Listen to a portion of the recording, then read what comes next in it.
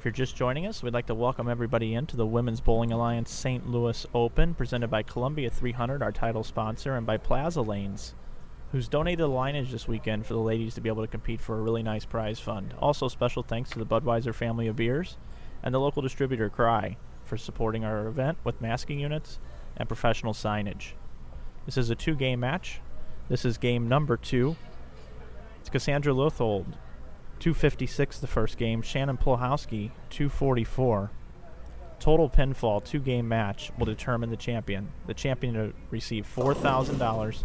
Second place will receive $2,000. Cassie up in the first there, just a little fast on lane 11, which has been the slicker of the 2 lanes on a 6 count. She'll effort to cover this, and we are underway in this final match. 6 games of qualifying, A, B, and C squads. Some ladies took all 3 opportunities to try and make the cut. After 16 games of round-robin match play today, we are down to our finals here of Shannon Pluhowski and Cassandra Luethold, and Nebraska alumni, and they're showing the red and white there pretty true at 250, 240 start for both players, and low scoring pace, righty-lefty final. I know Shannon only bowled B squad. That's all she needed to bowl. Did Cassie bowl anything other than A squad? I think Cassie might have bowled twice as well, but don't quote me on that. That was a long time ago yesterday. It was. And as Mike just mentioned, a lefty-righty final. We can't ask for much more than that. Yeah, Shannon the only lefty to make match play. There wasn't as many lefties in the overall field as a huge men's event, but I can only remember 3. Shannon, DeVere Buckley, and then another lefty. I only remember seeing 3 lefties. The pattern we put together for our men's InsideBowling.com event created a 300 game for both sides, right and left, and we were very proud of that. And it was a righty-lefty final as well, so that's kind of explaining what Mike meant on the righty-lefty finals, that tends to happen. That's happened in most of our events, which is a good thing. Pattern equality on both sides of the lane is a big debate in bowling, and we try to get away from that as much as possible. Let the skill take over. Covers a 7. Joined here in the booth also is Ken Iggy Strode from KFNS 590 The Fan here in St. Louis, host of Kegler's Corner, a bowling show on Tuesday nights at 7 o'clock, year-round. 6 o'clock this Tuesday, so tune in this Tuesday at 6 o'clock, and I am sure we will have either Cassie or Shannon on the show. Neither of them huge talkers, but they will be on the show, hopefully. As it's a 4-pin on the more hooking of the 2 lanes that we've seen today on lane number 12. Cassie's already balled down from a Defiant over to a Virtual Gravity Nano, taking no time on the approach. She takes no time on strikes or spares. Have you noticed that? She just gets up and knows what she wants to do and throws the ball. Covers a spare. The total pin difference after game 1 is 12, with Cassie shooting 256 to Shannon Pluhowski's 244 the first game. You watch Cassie will get up, set herself, look at her mark, and boom, gone.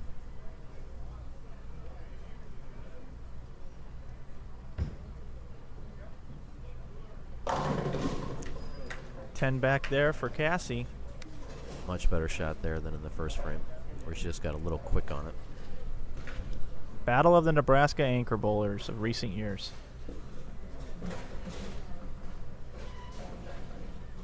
Do you remember that collegiate match that she was in, how excited she was? Oh, she shows emotion. Yeah, I remember that. I remember watching her in the 10th frame and the emotion she showed with all of her teammates. Obviously, the fingers are bothering Shannon. You know, I know she put some new skin on before she bowled, and you can see her grimacing. It's not affecting the way she's throwing the ball. It's more just the pain once it leaves her hand. Yeah, I know the feeling, one of those where it doesn't necessarily hurt till it comes off, or sometimes even when you put your hand in the ball, it tends to be a little, I can't think of the word to describe the feeling, but it's not good. Stood up a little bit on that shot, but she got it to the spot. She's just saying to herself, just get me through 6 more frames. Right. And I'll put up with the pain on the way home.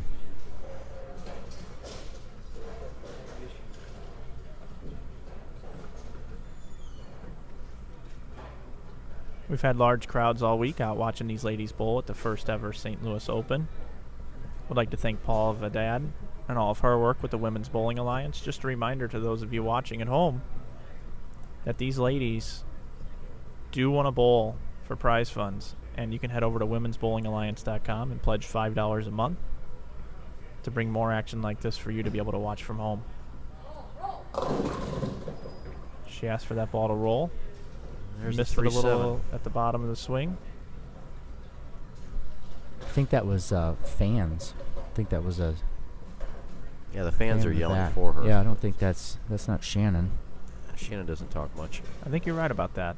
No, not that it matters, but Well, I can say that you just guys, for conversation. I can say that you guys and Paula pretty much did this on your own, because the thing that pissed me off is that I did call my friends at Fox, my friends at 4, my friends at KSDK, said, hey, we got a women's event. Why don't you come out here and cover the finals? And not one of them has shown up. Oh, gives it a run. I also sent out press releases to the St. Louis local media. Maybe next time. Well, yeah, it's just sad. It's just sad that you guys work your ass off trying to bring an event here, and Paula brings it here and puts this alliance together, and you can't get the media to come out and cover it and give it the publicity it needs. So, yeah, but one day they'll get behind us. But to those of you watching live and those of you who'll be watching for many years to come, thank you for watching women's bowling. It's a big double here. Turn off the spot there, and she liked it.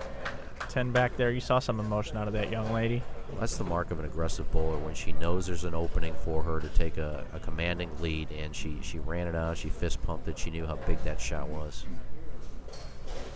So through 4 frames, it's 66 in the 4th for Pluhowski. 6 spare, 9 spare double for Luethold.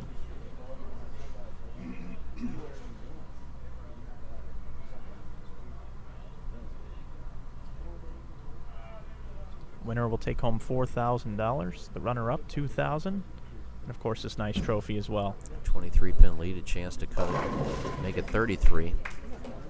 And with the 12 pins, we'll say 44-pin lead right now.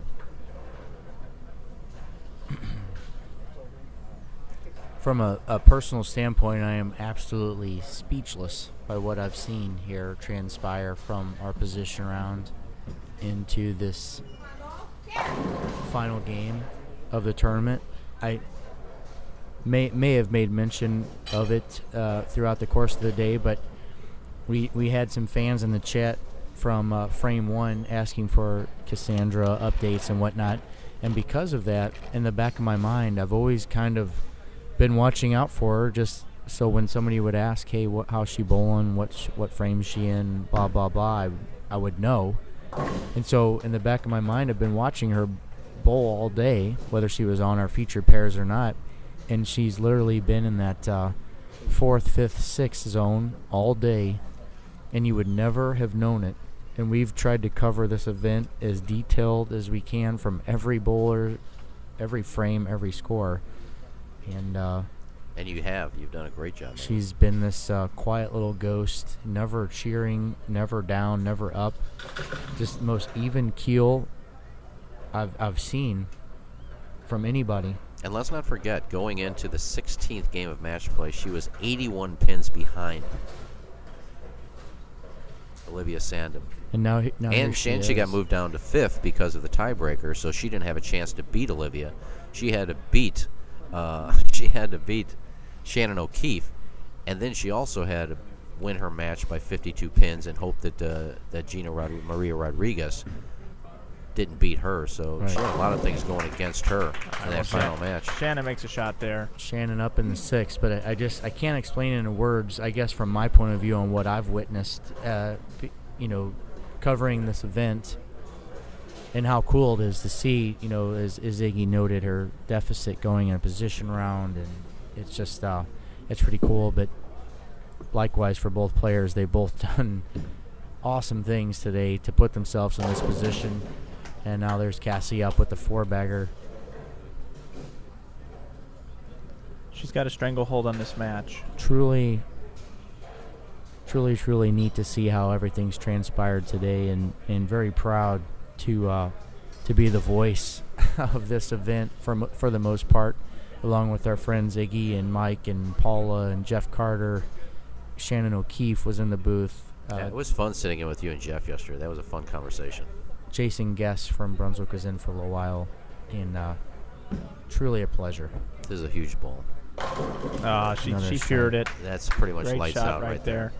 Also, special thanks for Eddie Bird from Columbia 300 coming out and being representative here, and being here with Columbia, and our title sponsor of the event. It was great to see representation from their company here.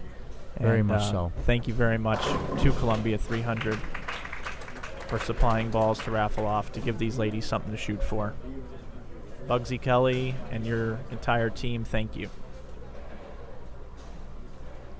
And for all the people on chat throughout the weekend, a lot of great questions, a lot of people talking about the telecast and talking about who they wanted to see and questions. So it was fun seeing all the responses.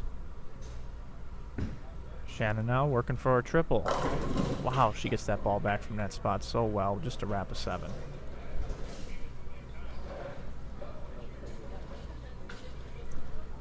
Well, guys, I don't think it's too early to congratulate Cassie on a victory. I mean, she would have to pretty much fall in the lane the last 3 here, especially when you whiff a 7-pin, I think. Well, that's Shannon fatigue. pretty much agreed with what we just said, that this match is over. That's fatigue and pain and a long weekend, all wrapped up into a single pin try at a conversion there.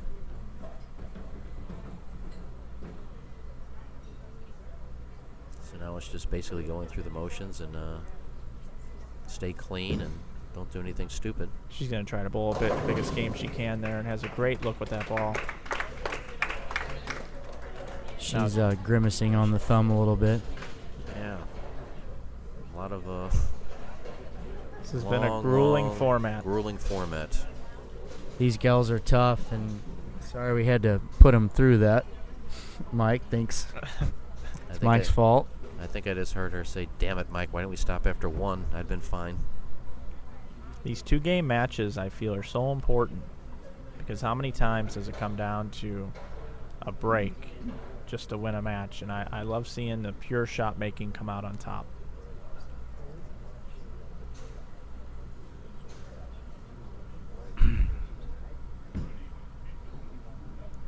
Even with her hand hurting, there's 10 back. It kind of fell off of it a little bit. Oh, yeah. She says, I'll tell you what, if I keep striking, I'll have to throw it as many times. No kidding. Well, if you think about it, the premise that you're using is that Shannon has bowled so well all day Saturday, all day Sunday, and she threw 1 bad shot last game. And if we only bowled 1 game, she lost, making 1 bad shot. This way, it gives her a chance to come back and do it. She didn't do it, but at least she had a shot in the second game.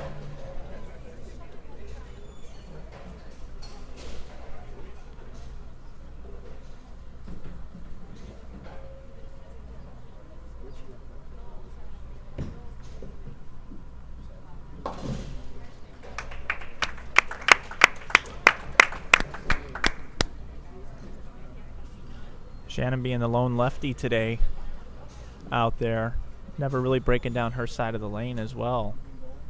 Being able to lead this tournament is just a testament to her ability. You know, also what I thought was cool, I mean, myself, you, Doug, I mean, we have the opportunity to get to talk to a lot of these girls a lot of the times and meet them and get to know them. But for the fans that, see them on TV, a chance to actually see Shannon Pluhowski and Stephanie Nation, and Shannon O'Keefe and Clara Guerrero and Liz Johnson and people like that who they see on TV and actually get a chance to come out and watch them and meet them. I think that's kind of cool for the fans to come out too. And they were total professionals this weekend. So a lot of times we've held different events and we've seen frustration and things get the best of the players, and I saw 0 of that out of any of these competitors this weekend. So sponsors out there that want to buck up and help women's bowling. They're going to represent your company with class. Yeah, I did not see one girl turn down an autograph, a picture, anything. Questions were being asked. They took the time to answer questions and pose for pictures, and and that's what the women's bowling tour was all about back in the day.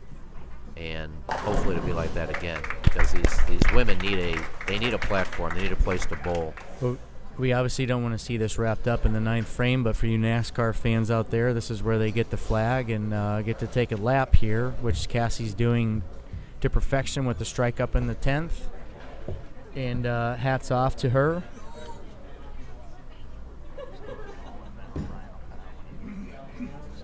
Don't stop it.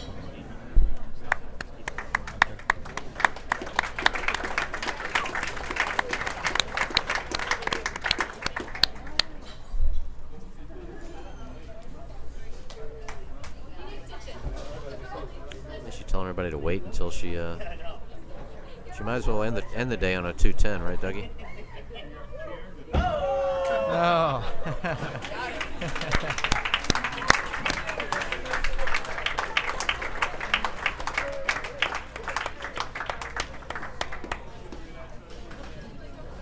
What bowling?